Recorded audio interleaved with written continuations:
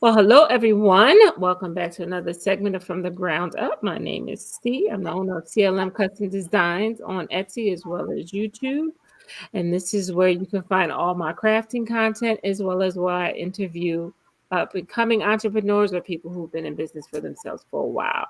So let's get all the main stuff out the way. Make sure you hit the like, comment, and subscribe buttons so that you won't miss any content that I drop on this channel.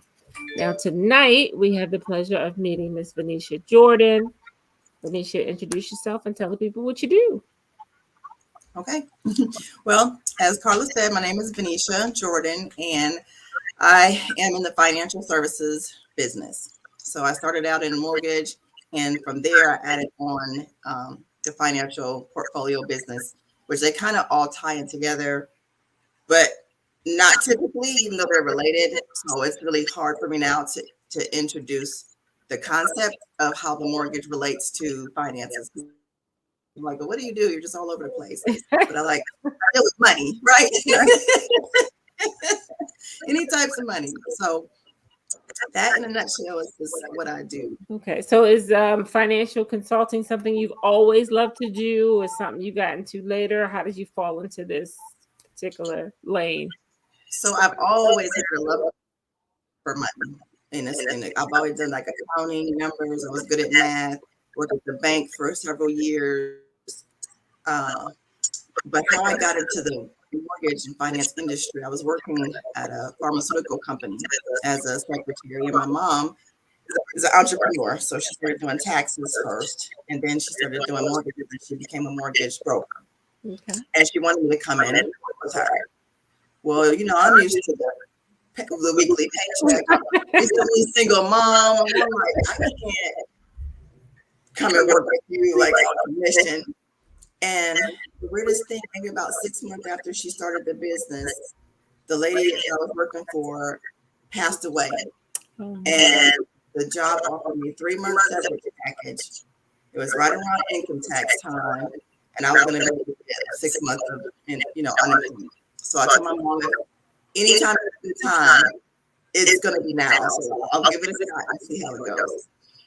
Gotcha. So that was back in 2002. Okay. So I went in there and my mom trained me how to do mortgages. Okay. And I fell in love with it. I like, helping people and coaching them. And the best part is when they're able to close in their house, they're so excited. And they're so grateful to you. Like, I'm so happy that I was able to do this. And just watching them was kind of like addicting, right, to the industry. And then it paid well because I didn't go to college. So the salary was nice. Right. So I was able to make it work on the commission, because like I said, I've always been conscious of finances. So I'm good at maneuvering and making things work, and I was able to stretch it out. And we did really well until the market crashed. So we did it for about 8 years. And then, of course, we had the mortgage industry boom. Okay. And then I had to go back to corporate America. Oh, okay. So you worked with it for a couple of years, and then all of a sudden you're back in corporate America. But I can imagine after being out of that 9 to 5 and punching that clock that you were like, it's hard to go back. Yes. So how long did that last? Absolutely hated it. Wow, several years because I ended up leaving Atlanta. I'm in Atlanta now. Okay. And I ended up leaving Atlanta because I couldn't find any work here. Okay. And the only skill I had was the mortgage. Mm-hmm. Well, that was not it at the time. Right, so a cousin of mine, his wife made a joke about getting me a job in Texas at her company. And so I laughed it off at first. And then I'm sitting there with $100 to my name. The mortgage is due. The bills are due. Single mom, 2 kids.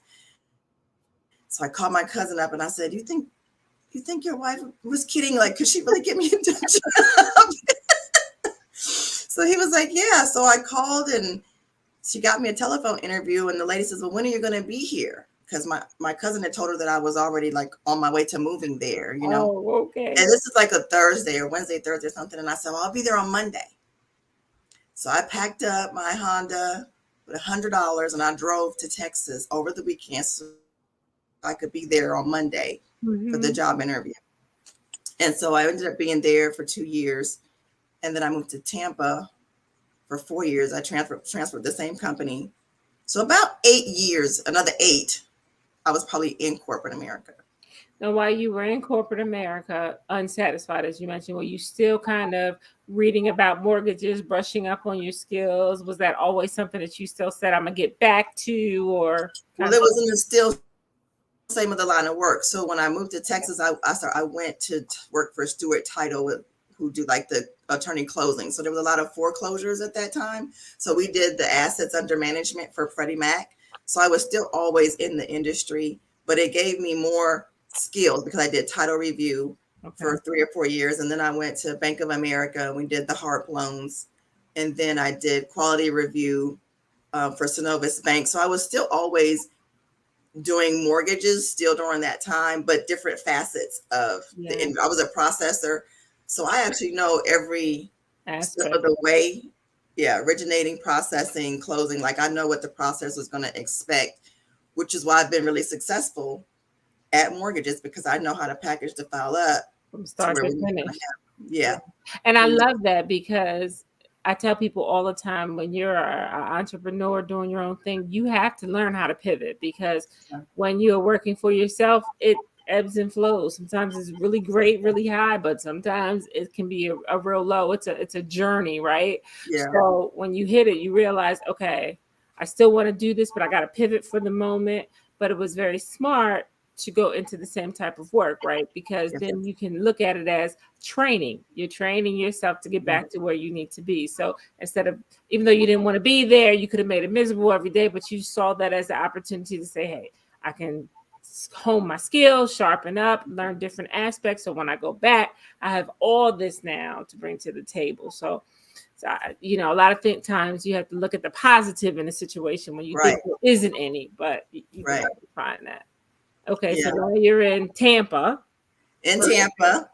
And it's funny what you said about zoning in your skills because remember I went and worked for my mom, so I didn't have the knowledge of really. I'm not a salesperson, that wasn't. I'm a paper pusher. Mhm. I'm the paperwork part, so I didn't know how to do the salesy part and the um those type of things. So at Synovus, I actually there was a loan officer there who was really a top producer, and I wanted to get back. And since I didn't like what I was doing, I was like, I got to get back and doing this part, working with the customers. Mhm. So I called the loan officer and I said, hey, Patty, I heard your assistant quit. And she said, yeah. And I said, well, I wanted to talk to you. She said, when can you start? Because I had already been, working on the back end for her with Right. her stuff. And so she knew I was good. And I was like, well, I didn't get to ask you. She's like, I already know what you want. So I went and worked with her. And like I said, she was a top producer with Caliber Home Loans. She did heavy, heavy down payment assistance. And so that's where I learned how to get back into the industry, but as an assistant, but not having to be on that full commission yet. I wanted to wait until my son graduated from high school, and then we could move back to Georgia because I loved being here, Okay. and I wanted to come back here. My mom is here, Sure. so that's what I did until I came back here. But like you said, with the ebbs and flows, the mortgage industry was different now. Not like what I was used to before. A lot of red tape, and it's different from state to state. So as Mhm. Florida, down payment assistance worked different than it did here. So when I moved here, because it was so different, it wasn't many people that qualified. And Atlanta's very saturated Mm. with real estate, Okay. African American realtors, right? Women, whereas I didn't have that issue in Florida. They were Right. like, Well, oh, they they got don't the whole shows about it now, selling Atlanta, right? have that. So it was really saturated here. So it was difficult. And it was still kind of timing. Now the interest rates are low, but the prices of housing is so high, and a lot of my book of business couldn't afford to purchase. Hmm. They couldn't afford to purchase, nor did they have the down payment money and the Georgia Dream the way that their down payment assistance work. In my personal opinion, and I would say this to my clients, free money is not free. Yeah. I personally do not like the down payment assistance program because there are people who have the down payment but will choose the down payment assistance program, but financially it doesn't make sense for you. It's a higher interest rate. The closing costs are higher. Okay. It's a more costly loan. Okay. So, but most people don't have the money saved up, right? And that's where I really saw the need for the financial piece of it. Okay. Now that piece is starting to evolve. Okay. Yeah. People don't have emergency money. They don't have money saved up. And even if they have the money to get in the house, now what? If the house breaks down and being affected by the foreclosure business, I'm like, no, what are you going to do after you get in there? Right. Right. You got to be able to keep the house. So a lot of things started going on in my mind. I was getting burned out from working 2 and 3 weeks and maybe not getting a sale because something happens again with the down payment or whatever. Right. Or the mortgage industry is changing. So adding the financial piece in there allowed me to fill in the gaps for income flow for me. Sure. At the same time, it added an asset for my clientele because now I can work with them maybe 6 months to 12 months ahead of time, help them save up the down payment, avoid the down payment assistance altogether, and really just educate the best ways to get into a home and be able to save and plan for the retirement and protecting your assets. Yeah. Yeah. And that's great too, because, multiple streams of income. And then that way, when one thing dips, you got the other thing. So it's great. But keeping it in your same niche. And I don't think people realize that within every business, if you just look, there is an opportunity to add another revenue that will still fall under the same umbrella. You just might have to think outside the box or maybe watch for the needs. Like in your case, you saw the need where, okay, hey, this is in place. And to most people, down payment assistance seems like an awesome program, right? So everybody's flocking to it, right? But then, like you said, that's the education piece. They don't know. So now, boom, here's another stream of income, another avenue. You can now educate people and you can take them from the beginning all the way to the end. So I love that. So we just got a couple of tips, guys. Stay away from down payment assistance program. Unless you really need it. You got to get home and you got to get in there. But as soon as you can get out of, the higher rate. But yeah, if you got 100,000 in your 401k, you do not need down payment assistance. Or you just need to plan it out. Just decide, save up this much, and then start looking instead of just, Yeah. Okay, so now the idea is born, right? Are you back working with your mom at this point since you came back to Atlanta, or not yet? No, she didn't come back. Oh, okay. She didn't come back. She retired. Okay. Yeah, during the crash, she went got her cosmetology license. My mom does everything. Okay. Yeah, everything, and she just she didn't want to do the mortgages anymore. But so I had the idea of what I wanted to do, and a girlfriend of mine approached me about a life insurance policy, and so I was like, okay, well, I'll let you give me a quote. And while we're sitting there, she's putting in my quote and everything, and she's talking, and she says, that wasn't hard. The whole time she said, easy this is. I'm just putting this in and this piece of cake. And I'm like, okay, yeah. And so she's going through, and then when she's finished, she says, no, that wasn't even hard, was it? And I said, no. She said, it took us about 20 minutes. Yeah. And then she said, let me show you how much I get paid for this. And she showed me her direct deposits for this. And I was like, no, I don't do that. I could do that. I can definitely do that. It's not hard. Also can tie in with the mortgage because if you ever think about a house, when you get all these letters that says pay off your house, something happens to you called mortgage protection insurance. That's what they call it. It's a life insurance policy. Mm-hmm. So using that same verbiage, or maybe when someone closes on a house, we're going to protect your asset. You just purchased it, the mortgage insurance protection, and get that.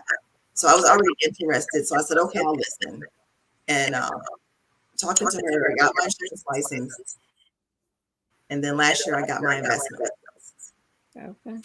Because what I didn't know about investment, there's not very many females, so predominantly male as financial advisors and consultants. But that creates a passive income. So whereas real estate is a transaction, you close on a house, you get paid.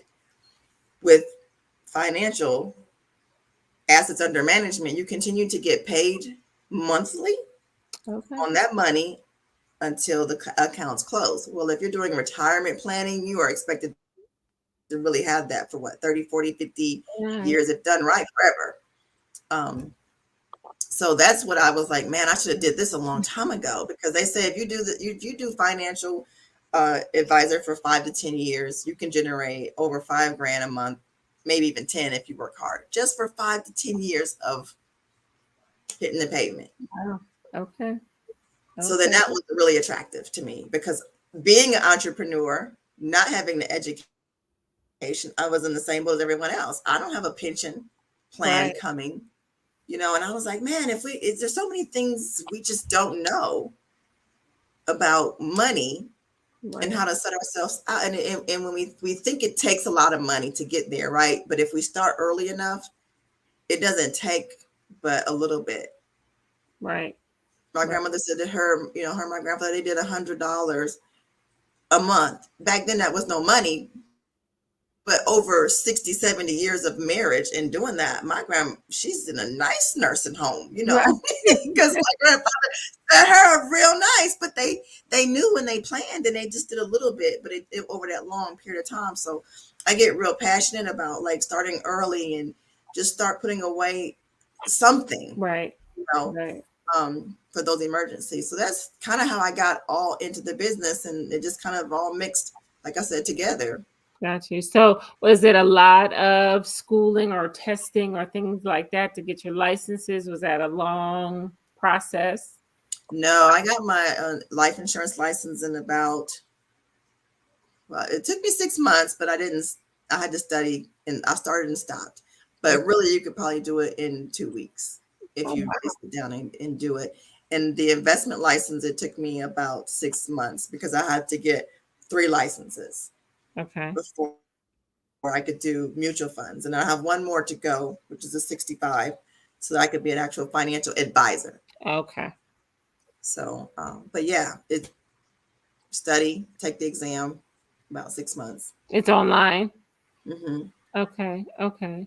And as you mentioned, it's not, it's not heavily saturated with African Americans, with females, and Or not, women, and we deal with the money the most, yeah. women. So Yeah, for sure. definitely a need for that. Yeah. And I loved, even though you talked about the potential income, you also talked about the thrill you got from helping people. And I think that that's important, whatever business or area you decide to go into, that your main focus is in the money, because we talked about it. It can come and go, right? Um, so you have to be happy with what you're doing to get through those rough patches. Hmm. And I think that there's no more satisfaction in helping people, especially elderly people or young people, to get on their path, to that. So I love that you said you're passionate about it, because you really want to educate people. And I know in our community, it's really Hmm. probably a huge need for Huge, education around money. huge.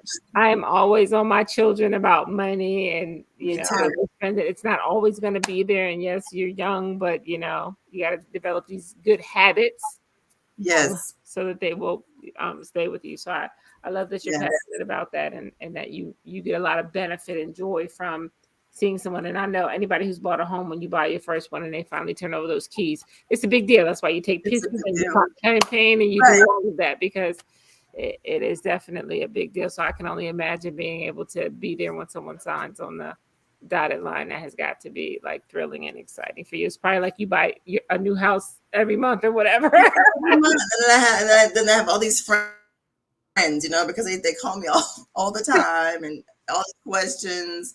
But yeah, and it's a win-win, like you said, because I'm not pushing something that people don't need. Right. You ever had someone try to sell you something or give you something that you really don't need, but what I provide is something that we need. And if it's not this, it's that.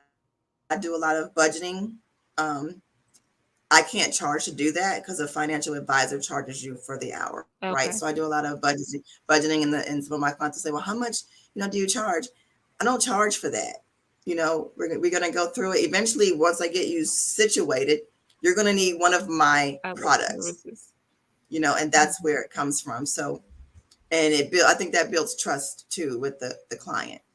And that's another tip too, that's well worth repeating because I hear that all the time. I tell people all the time, you got to give something away, something that people need. You know what I mean? Because, like you said, it builds trust, but it also helps people look at other things. You're not giving them the whole ball of wax, but you're giving them enough that's going to make them want to come back. And then, like you said, eventually you're going to need my other products. In the meantime, I've established a relationship with you, a trust like no, as they say. So that's important. A lot of people are like, oh, I can't do this, I can't do that. Yeah, you got to kind of give away something for free. Not everyone may turn into a sale down the line, but Right. it's They might refer you to there you someone. go. There you go. Yeah, they may refer you free advertising, all of that. And initially, you got to get your name out there. You Yeah. know what I mean? You got to get your name out there. People got to get to know you. And like you said, word of mouth, especially in your business, because I always think about trusting people. You're talking about your finances, or maybe even lack thereof, but you're telling, Right. you're kind of opening up yourself to someone, and you want to know that you can trust that person with the information that you're sharing with them. So I think that goes a long way in building that trust.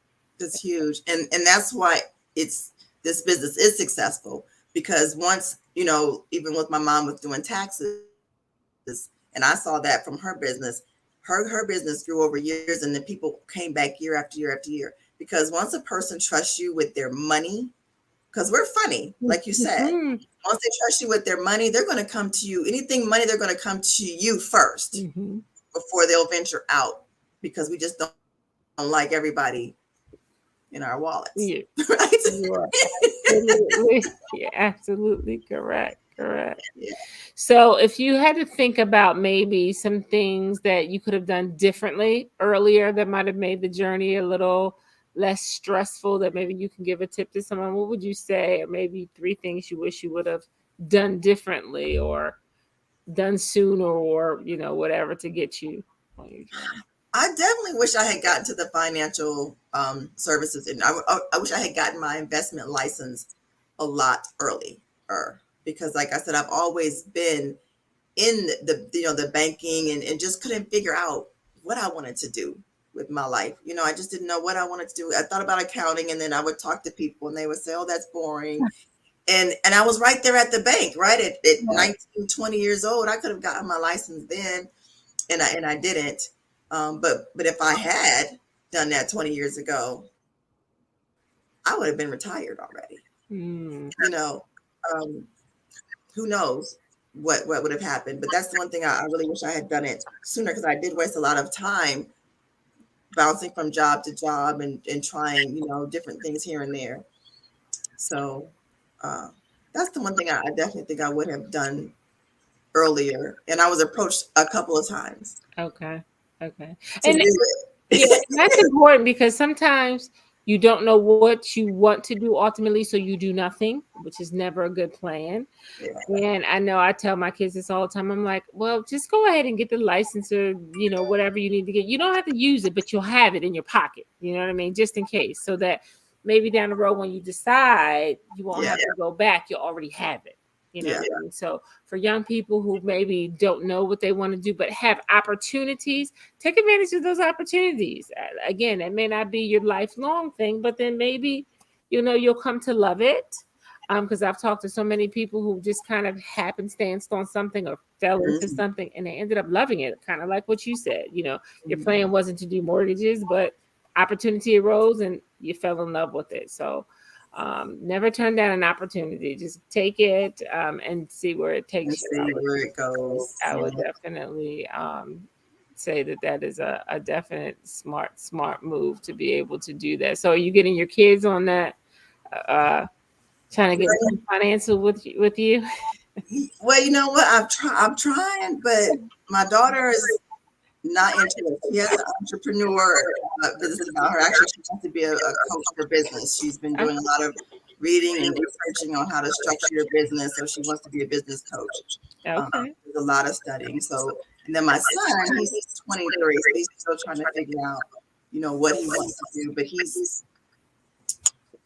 I could see him probably doing it at some point because he has in mind when it comes to money and the things that I've taught him. Like he doesn't want any debt. Gotcha. He doesn't have much now. He paid cash for the car. He saves money. He puts money away. I told him about the Roth IRA. If you start in your 20s or 30s, just doing the maximum, you only have to do it for 10 years. Mm. If you have at a 9% average, over $1 million when you retire at 65. Wow. But if you start after 30, you have to continue to contribute for the next 35 years. Mm. And they don't even have the same amount of money. So I teach him those things. And so he's like, Mom, okay, I'm gonna start my Roth. I'm gonna start my Roth. So it's like I got a couple more things to do. So he already has that very mindset of the money and planning early. The other thing I wish I had, since I always had an interest in money, learning more about saving.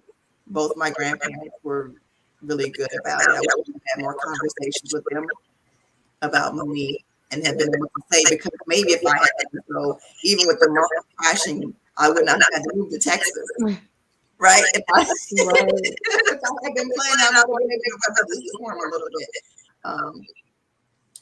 Well, yeah, now you have the skills to share that with your kids and anybody else. So that's we live and we learn, and we do better with the knowledge that we have. So what do you see your business in the next 5 years? So the next 5 years, I'm going to be trying to build up a small team because I am, like I said, the mortgages, I kind of want to move a little bit more into the financial piece. But I don't want to totally give up the mortgage piece either. So a branch manager, have an opportunity to be a branch manager and train others to do the mortgages, and then teach them how the finance piece, if they're interested, intertwines. So I'll be working on that for the next couple years. So you're going to build yourself a team, huh? A team of financial consultants. I gotcha. Yes. That's awesome. That is awesome. So it's always nice when we can get back to what our first love was, right? Sometimes we get detoured. That's just life, you know what I mean? And you may get detoured again, who knows? But I always tell people that this entrepreneur lifestyle is a long haul. It's not short. If you're in it for the short, then you probably shouldn't even bother to get started because it's over time, right? There are some people that blow up overnight, but for the majority of the people, it takes some years. A lot of work. Before you get to where you need to go. And for a lot of us, we're still working full-time jobs, right? And trying to do the entrepreneur thing on the side. So again, it's a long haul. So, but it's nice to see that once you get on the other side of it, right, it's well worth it. You can look back and say, okay, I made it through that, and that was good, and all of that. So you definitely have to have some stick to itiveness, which is absolutely great. And you talked about well, let's talk about how can people find you if they want to use your services, if they want to get a hold of you. How do they find you? So my website, which is my name, VenetiaJordan.com, and you can, I have a calendar on there to book an appointment with me for a consultation. That's the best way. Just go to my website because all of my contact information is there. I have the QR code there, but I think my name's got it blocked off there, which will take you right to my website as well. Okay. And so now that, of course, we're using things like StreamYard and Zoom, do they have to be in the Atlanta area? Are you doing, FaceTime, Zoom, whatever? I do a lot of Zoom and FaceTime. Well, mostly Zoom appointments. If they're out of state, I'm not licensed in all 50 states, but I am licensed in quite a few. Okay. But some people don't need to be licensed for. Like if we're just going through your budget, you don't need a license for that. Gotcha. So the best thing is just to reach out to you, kind of talk to you, and let them let you know what they need, and then you can kind of set them up to where they need to go. So that's a great That's good. So that was awesome. I've not spoken to anyone in the financial field, so I got a few tips myself today that I did not know about because I was one of those people who thought that those programs for down payments were always a great thing, but you know, so I got that tip today. So because my kids are now at the point where they're starting to look at potentially buying, because the renting game is absolutely crazy right now, Absolutely. ridiculous. Mhm. It um, is. so it kind of puts you in a spot where a lot of people who may have thought they were going to be lifetime renters are looking at potentially buying now. So, Yeah. uh, And it still makes sense. I know some people are waiting for their rates to go back down, and they're thinking that we're going to have another crash, and we're not going to have what we had before. But even though the price of houses is higher, it's still cheaper. Sometimes their mortgage is still cheaper than what you're going to pay in rent, depending on where you live. right, So, right. So a lot of and I things always look to at my bottom line. What's my monthly expensive? It's not the interest rate; it's the monthly payment. right. That's what it really is. You are correct. You are correct. But again, like you said, it's going to take some coaching and some mindset changing for people to Yeah. really understand what that looks like. And that's why we have people like you that we are grateful for that are out there, to help us kind of really figure this out, how we can actually be able to do these things. So that's great. Is there anything else you want to share with the people before we go? I think that's about it. Okay, okay. And we talked about a little bit before we came on that you're trying to make a bigger social media presence.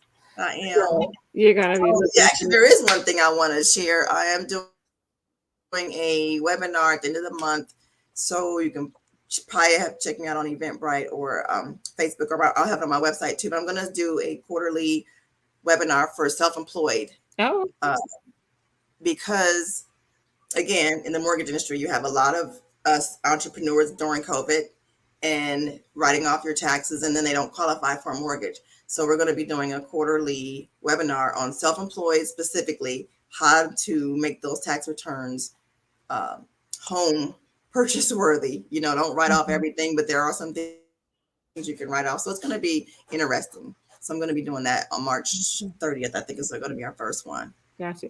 But I got to do the invite this weekend. Okay, okay. So you are on Facebook. They could. I'm on Facebook, and Instagram. Okay, all under your name. Yep. Okay. I do want to ask you this before we jump off. So, are you just residential? Do you do commercial? I don't do commercial. Okay. Okay. So residential. Residential, but I do have a commercial contact. So if Okay. someone was interested in purchasing commercial property, I have a realtor who's well versed in that. Um, Gotcha. Okay. So what you don't know, you got connects that can help you out with. Gotcha. It's always that's my daughter said I'm a plug. I was like, I'm the plug, Alexis. that's right. That's right. It's always important to have good people around you, to have a team. I love that new TikTok that's out now that talks about we got what you need. So whatever it is that you need, we got She's it. I on know it. somebody. I know somebody to know somebody. That's right. That's right. That's why I love doing these and creating a community because you get to know so many different people. And you're right. I know somebody who can do just about anything you need done. I got a person, right? I know Yep. somebody. So that was awesome. Well, I really appreciate you taking time to hang out with us today. I know it was a Thank you so struggle. much. You were a little bit tired, but Yeah. I appreciate it. So now I have a contact in the financial consultant area, which I will be tapping out to you again. Like I said, my children looking into that. So you'll definitely be hearing from me. So I thank you so much. I'm going to let you get back to your family. Thanks everybody who was in the chat. If you were not in the chat, you can catch it on replay. Again, don't forget to like, comment, and subscribe. And check Venetia out on her website, venetiajordan.com. Thanks everybody. I'm going to end the broadcast, Venetia, and you hold on just one Okay. second.